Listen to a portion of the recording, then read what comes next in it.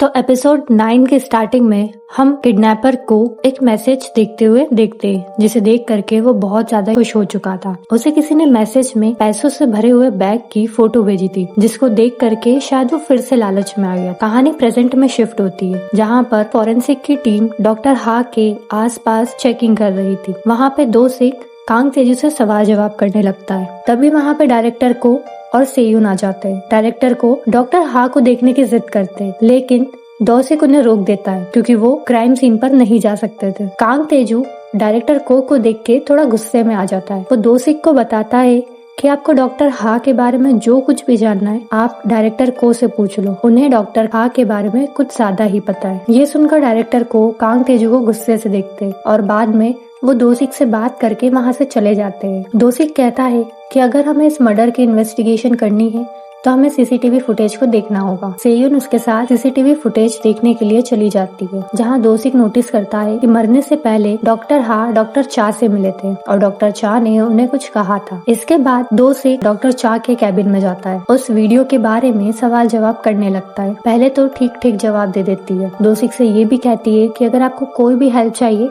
तो मैं हमेशा अवेलेबल हूँ। नेक्स्ट सीन हम पुलिस स्टेशन का देखते हैं, जहाँ पे एक पुलिस वाला दोसिक को ली सोंजा की मेडिकल रिपोर्ट्स दिखाता है, जिसमें उसका नाम एक्स कॉन्विक्ट यानी कि पहले वो एक अपराधी थी, एक क्रिमिनल थी, ये लिखा हुआ था। और उसके बाद वो पुलिस वाला दोसिक को एक कॉल रिकॉर्ड दिखाता है, जिसमें उस नंबर पे बार कांटेक्ट किया था, जो फोन उन्हें ली सोंजा के घर से मिला था। अगले सीन में हम कांग तेजू और दोसिक को फिर से इन्वेस्टिगेशन रूम में देखते हैं, जहाँ पे दोसिक उससे बार यही पूछ रहा था कि क्या आपको डॉक्टर हा के बारे में कुछ पता है। कांग तेजू कहता है कि नहीं। तभी दोसिक कांग तेजू से पूछता है तो फिर आप उसे क्यों ढूंढ रहे थे। तभी कांग तेजू कहता है कि मुझे उससे कुछ हॉस्पिटल रिलेटेड काम था। तभी दोसिक ली सोंजा के घर से मिले हुए उस फोन पर जो मैसेजेस आए थे वो कांग तेजू को दिखाता है। उस मैसेज में लिखा था कि जल्दी से जल्दी हॉस्पिटल आओ, हमें मिलना होगा। ये देख करके कांग तेजू के दिमाग में कुछ चल रहा था, क्योंकि उसे जिस इंसान पे शक था शायद ये मैसेज उसी ने भेजे थे। और कांग तेजू कहता है कि मुझे इन मैसेजेस के बारे में कुछ नहीं पता, अगर मुझे कुछ पता चलेगा तो मैं जरूर बताऊंगा। अगले सीन में हम डॉक्टर चॉय को ली सोंजा को चेक करते हुए देखते हैं। तभी वहाँ पे दोसिक आ जाता है। दोसिक डॉक्टर चॉय से पूछता है कि ली सोंजा की तबीयत अब कैसी है। तभी डॉक्टर चॉय कहता है कि उन्हें होश तो आ गया है, लेकिन पूरी तरीके से कॉन्शियस होने में टाइम लगेगा। तभी ली सोंजा अपनी आंखें खोल लेती है। वो दोसिक से कहती है कि ये हथकड़ियाँ बहुत अनकंफर्टेबल है, क्या आप इसे खोल सकते हो। तभी दोसिक कहता है कि तुम्हें अरेस्ट कर लिया गया है, क्या तुम मुझे बताओगी कि तुमने सेयुन को क्यों किडनैप किया था। लेकिन वो कुछ भी जवाब नहीं देती है और डॉक्टर चॉय बीच में इंटरफेयर करते हुए कहता है कि अभी उसे होश आया है, इतना हार्श होना सही नहीं होगा, आप चाहे तो उनका इंटरोगेशन बाद में कर सकते हैं। ये सुनकर के दोसिक वहाँ से जाने लगता है। तभी ली सोंजा जोर से चिल्ला के कहती है मुझे और मेरे हस्बैंड को इन लोगों ने यूज किया है। दोसिक ये सुनकर वहाँ से निकल जाता है। नेक्स्ट सीन में हम कांग तेजू को देखते हैं। उसके घर पे उससे मिलने के लिए कोई आया था, ये और कोई नहीं दोसिक ही था। दोसिक कहता है कि मैंने तुम्हें क्रिमिनल समझा, उसके लिए मुझे माफ कर दो, लेकिन सिचुएशन ही कुछ ऐसी थी कि मैं कुछ नहीं कर सकता था। कांग तेजू कहता है कि कोई बात नहीं, अगर तुम यहाँ पे मुझसे कुछ खास बात करने के लिए आए हो तो कह दो। तभी वो कांग तेजू से कहता है आप अच्छे से जानते हैं कि इन सबके पीछे कौन है, आपका चेहरा बता रहा है कि आपके दिमाग में कुछ चल रहा है, आप जब भी चाहे मेरे साथ बात शेयर कर सकते हैं। और इसके बाद दोसिक वहाँ से चला जाता है। अगले सीन में हम डायरेक्टर को ली सोंजा को देखने के लिए उसके रूम में जाते हुए देखते हैं, जहाँ हमें एक पुराना सीन दिखाया जाता है, जहाँ ली सोंजा और उसका हस्बैंड डायरेक्टर को किसी बात के लिए थैंक यू कह रहा था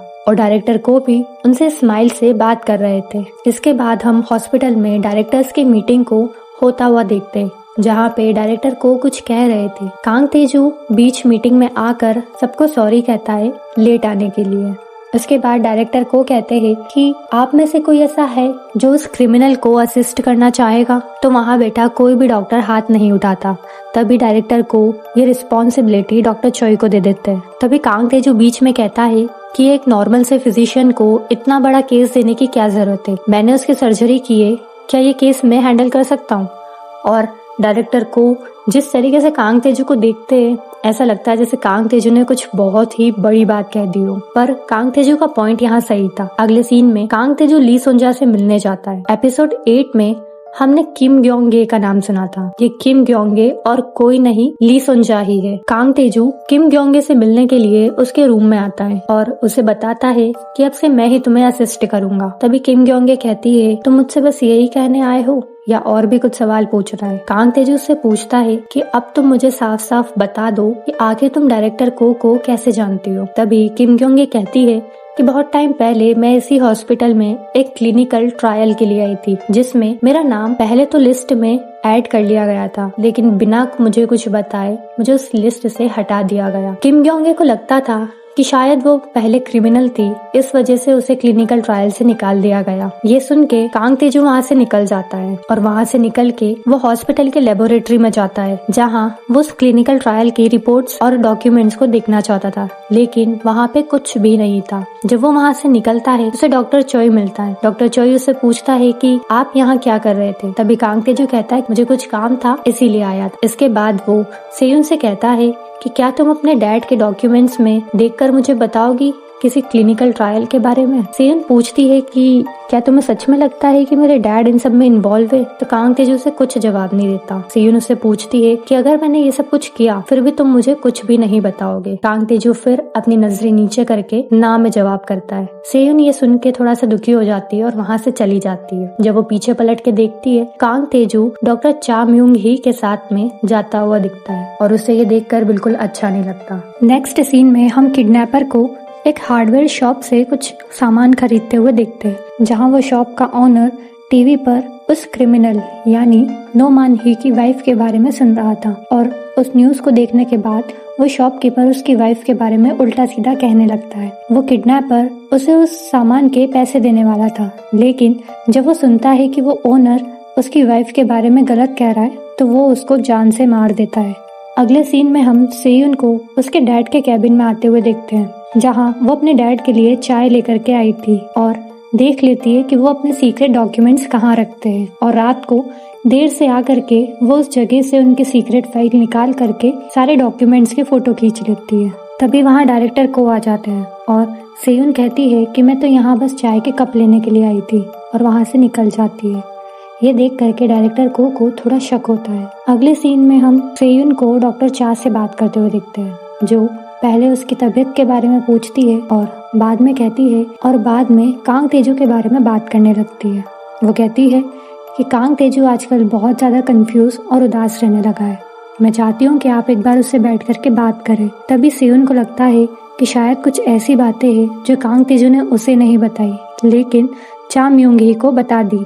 ये सुनकर सेयुन को अच्छा नहीं लगता और वो वहाँ से चली जाती है और इसके बाद वो कांग तेजू के कैबिन में चल जाती है। वो कांग तेजू को एक पेन ड्राइव देती है जिसके अंदर वो सारे डॉक्यूमेंट है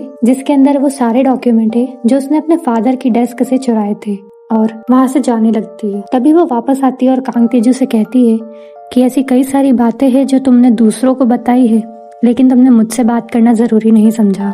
ये कहकर वो वहाँ से चली जाती है। सेयुन जब वहाँ से निकल के जा रही थी तो उसके सामने से वही उस रेस्टोरेंट ओनर की पोती दिखाई देती है, जो कांग तेजू के हॉस्पिटल में नर्स थी। वो किडनैपर को कॉल करके बताती है कि मैंने अभी अभी सेयुन को कांग तेजू के कैबिन से निकलते हुए देखा है और उसका मूड बिल्कुल भी अच्छा नहीं था। अगले सीन में हम कांग तेजू को वो सारे डॉक्यूमेंट्स देखते हुए देखते हैं, जहाँ उसे उन सभी लोगों के नाम पर अप्रूव लिखा हुआ दिखता है जो कि उस क्लिनिकल ट्रायल के लिए अप्रूव हो चुके थे, लेकिन सिर्फ किम ग्योंगे ही ऐसी थी जिसके नाम पे अप्रूव नहीं था। सिर्फ उसे ही इस ट्रायल से दूर रखा गया। इसके बाद कांग तेजू वहाँ से निकल कर जाने लगता है। तभी उसे अपने हॉस्पिटल के एक वॉल पर उन सभी लोगों के नाम की प्लेट्स दिखाई देती है जिसने हॉस्पिटल में बहुत ज्यादा डोनेशन दिया था। उसे पता चल जाता है कि डायरेक्टर को ने ये सब कुछ पैसों के लिए किया है। अगले सीन में हम किडनैपर को हॉस्पिटल की तरफ जाते हुए देखते हैं। हॉस्पिटल में कांग तेजू किम ग्योंगे से बात करने के लिए आया था, जहां वो उसे उस वॉल के बारे में बताता है जहाँ पे उन सभी लोगों का नाम था जो उस क्लिनिकल ट्रायल में अपीयर हुए थे।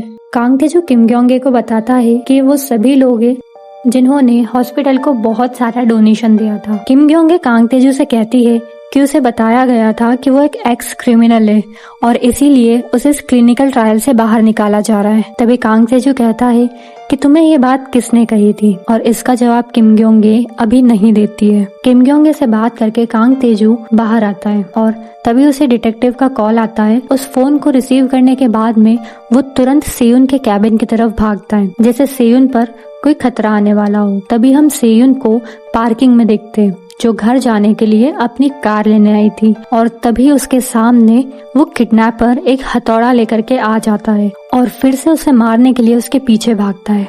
और इसी के साथ हमारा एपिसोड 9 खत्म हो जाता है। अगर आपको एपिसोड 9 अच्छा लगा है तो एपिसोड 10 को देखने के लिए मेरी चैनल को सब्सक्राइब करना मत भूलना। ओत्तो के लव टू टॉक।